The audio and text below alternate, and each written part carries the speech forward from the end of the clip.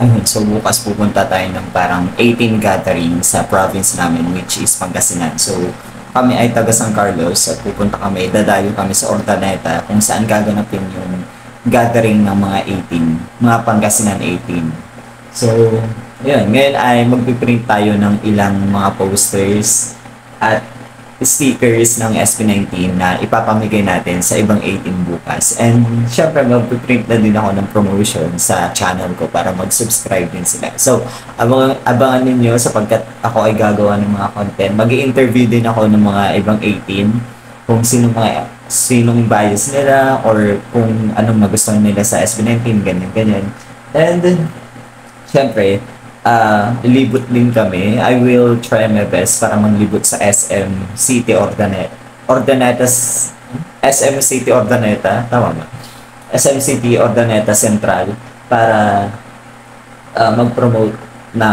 i-promote ang SB19. So gagawa ko ng poster ngayon na kung saan nagdi-describe ko ano ang SB19, kung anong mga social media accounts nila para may pamahagi natin sa mga tao doon na alam natin na hindi pa sila 18 at ipopromote natin ang SB19 para lumawak yung reach nila at mas lumami pa tayo, diba, dito sa province namin, Pangasinan. So, ayun, so, good luck to us.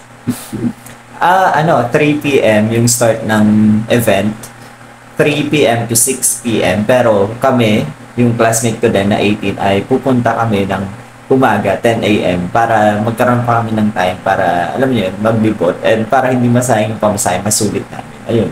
So, eto nga yung mga piniprint ko, nililayout ko muna.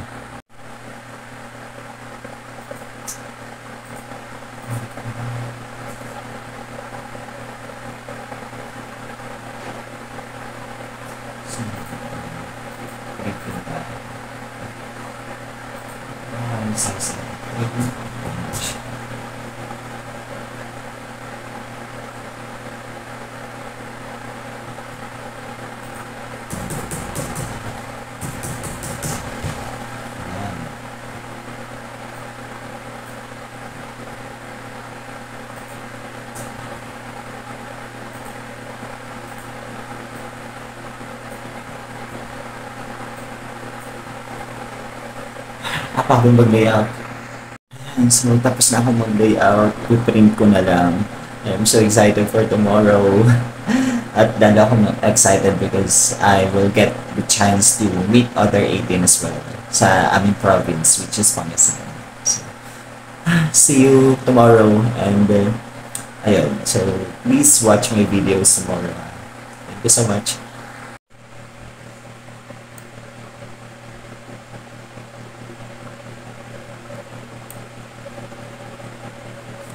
Ayan. So, etong mga gento, ipapamigay ko yan sa ibang 18. So, ipiprint ko siya sa sticker paper para madikit nila sa notebook, ganyan, or sa kahit anong gamit nila. And then,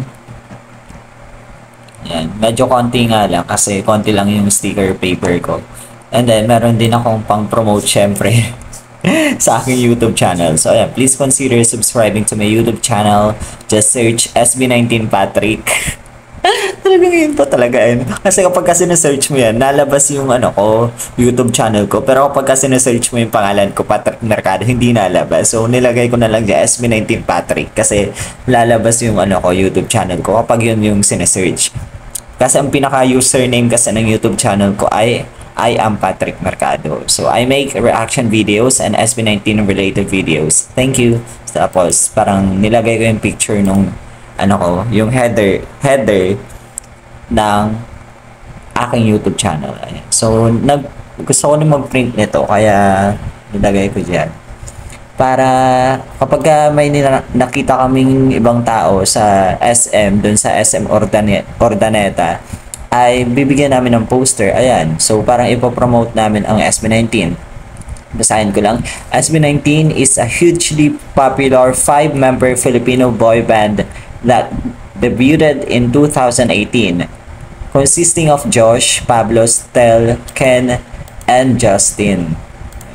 They were trained for 3 years by Show PT Philippines beginning in 2016. What does SB19 mean? The letters in the group name were from the initials of their Korean management company ShowBT. Pero na-explain na ni Pablo na ano yan, sound break.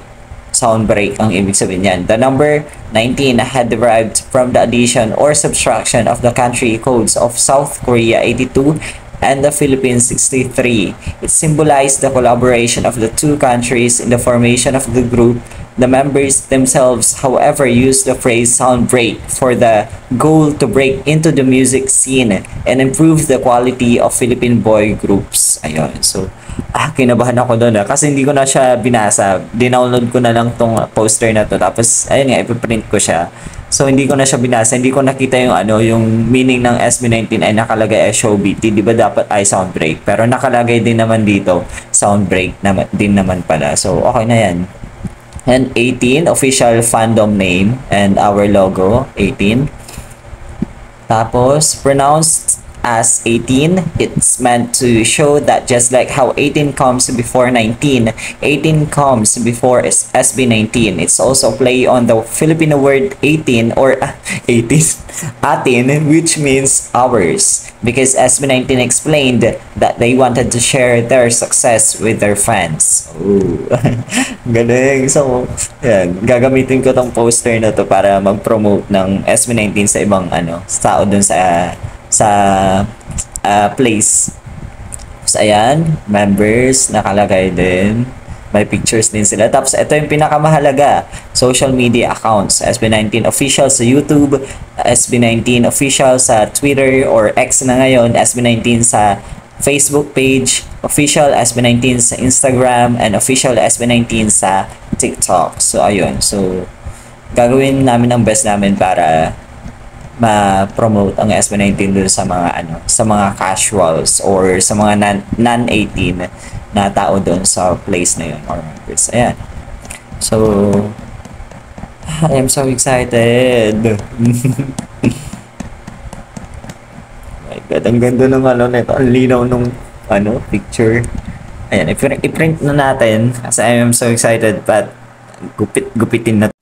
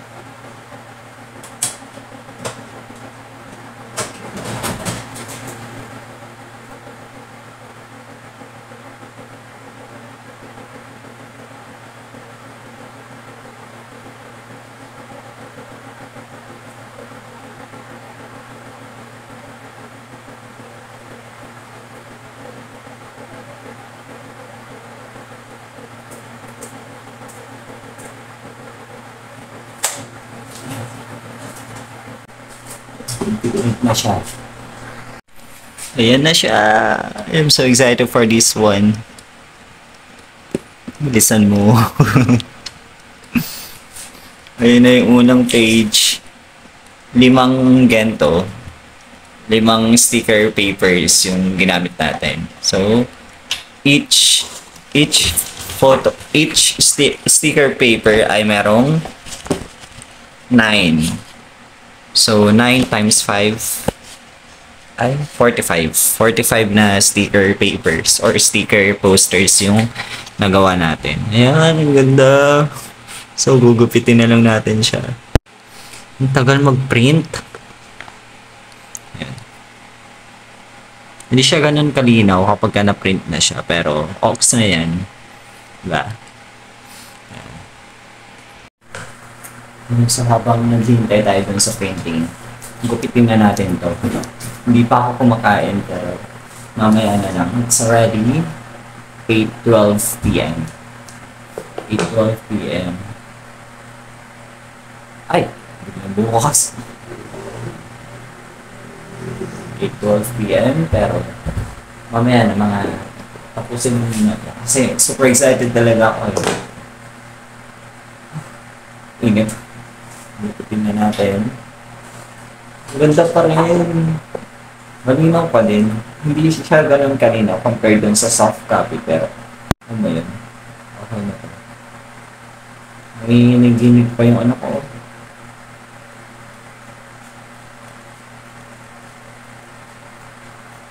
Yan. Gawin ko kayang business to. Mag-print ako ng ano, mga Sintra board. Ganyan. Mga unofficial photo cards. Mga estudyante. Pwede. Para mapakinabangan ko naman yung printer ko dyan. Na-stock eh. Hindi nagagamit. Ayan, hindi na pantay ang paggupit ko. Ayan. Grabe yung ano ko, no? Minsan lang ako mag-idolize or mag-stand ng artist. Pero sagad-sagad talaga kapag ako yung nag-i-stand. Kaya, and gusto naman nilang i-stand because they really inspire me na maging productive din sa buong araw. Kagaya kanina, pinapakinggan ko yung songs nila sa Spotify. And nakatapos ako ng ilang projects. So, naging productive din ako.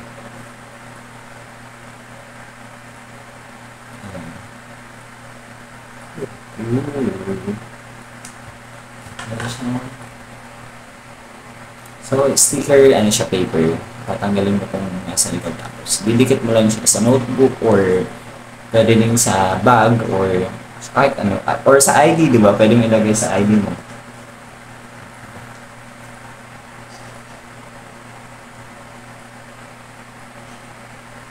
Hindi talaga ako pantay ng gupit. Meron naman akong parang woodcutter. Pero, hindi ko siya matansya na gamitin. So, hindi rin pantay yung paggupit ko doon. So, mas gusto ko tong gunting because I have so much control over it. Kaysa dun sa na mamali ka lang ng linya, mapuputo na yung image. Dito, at least, na kontrolado ko pa din yung kamay ko.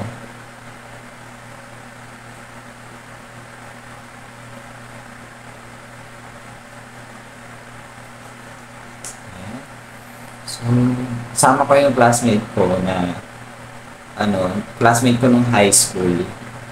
Friend ko din na 18 din. So, niyaya ko lang siya nung nakita ko yung post sa SM City Ordaneta. Parang, okay, punta tayo dito, sabi kong gano'n. Pero hindi ako seryoso nung time na yun. Pero, ayun, nung graduation ko ng October 6, parang gusto din niya na pumunta talaga. Parang hinintay niya lang akong mag-confirm or mag-seryoso dun sa or sa invitation ko na pupunta nga kami, ganun. So, ayun, natuloy din sa wakas. Ay! Ganda.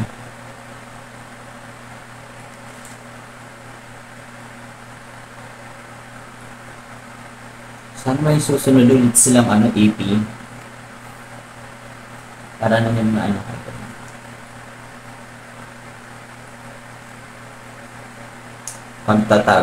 Pagtatag to eh.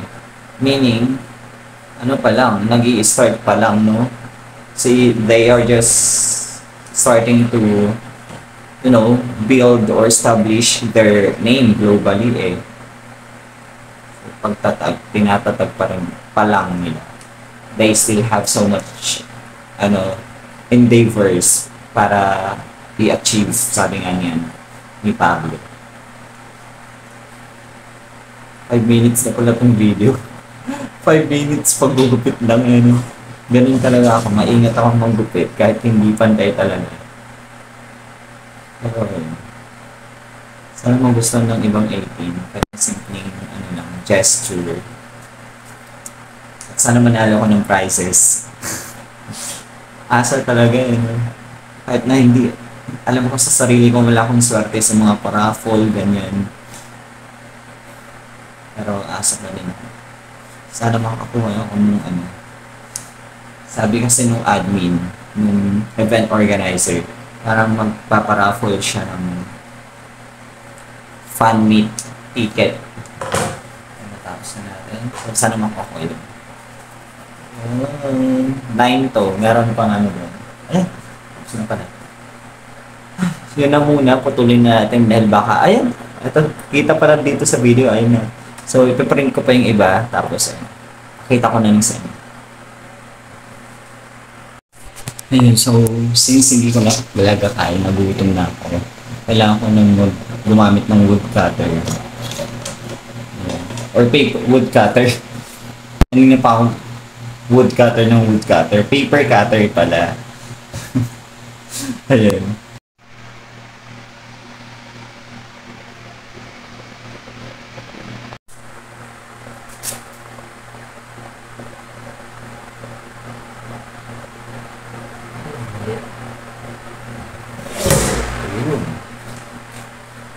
Bilisan ko, pero kailangan mo talaga ng ano, kailangan mo ma-align na maayos kasi kung hindi, masasilihan.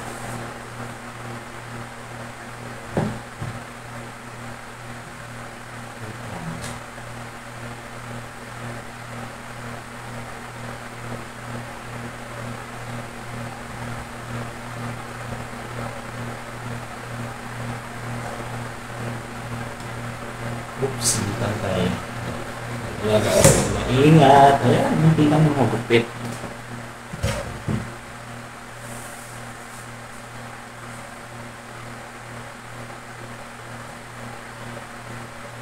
ko nakakapunin ka na naman.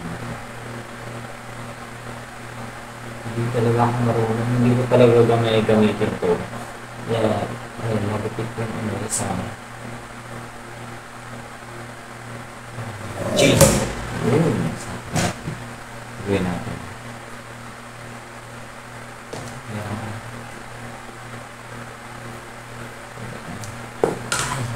Look at all of this mess. Ang kalat ko gumawa. Ayan. So we have ganito. Ipopromote natin sa mga non-18 na makikita natin or makasalubong natin doon. So we have 10 na ganito. So ayun, malay mo, grupo-grupo sila, mga kakaibigan, magbabarkada. Ayun. So more than 10 people yung maano natin, mapopromote natin ng S19. Tapos ito naman, 45 na ganito. 45 na ganyan. So ibibigay naman natin sa mga 18 na makakasalamuhan natin. Then, ito naman, hindi ko na nabilang kung ilan. Pang-promote ko lang ng aking YouTube channel. Tingnan nyo. Hindi pantay yung pagkakagupit, no? Ayan. Ayan. Hulaan nyo kung ano yung ano ko, cover photo ng YouTube ko. Sino kaya yan? Ayan.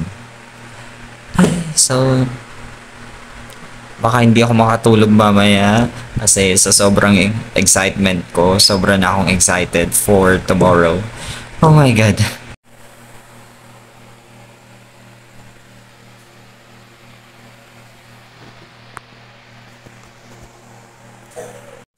Hanggang dito na lang muna. Kakain muna ako. Mag-dinner muna ako kasi gutom na ako talaga.